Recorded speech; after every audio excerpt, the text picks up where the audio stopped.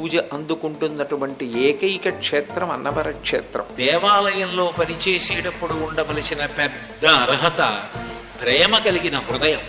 వచ్చిన వాళ్ళు ఏ ఆర్తితో వచ్చారో, ఏ కష్టంతో వచ్చారో, ఏ కోరికతో వచ్చారో, ప్రేమతో ఆదరభావనతో వాళ్ళని అక్కున చేర్చుకోగలగాలి.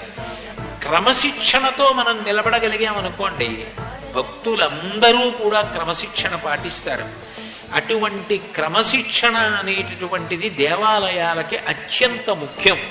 పైగా దేవాలయంలో మీరు చూసిన సన్నివేశాలు మీకు ఇతరత్ర ఎక్కడా కనపడవు. అవి మధుర స్మృతులుగా మిగిలిపోతాయి. చూడండి, నేను జీవితంలో బంగారం పెట్టి కల్పవృక్షాన్ని చేయించుకోగలనా? నేను జీవితంలో బంగారంతో కామధేనువుని చేయించగలనా? కానీ ఇప్పుడు ఇక్కడ సత్యనారాయణ స్వామి వారి దర్శనం చేసుకుని మీరు అంతరాలయం చుట్టూ ప్రదక్షిణంగా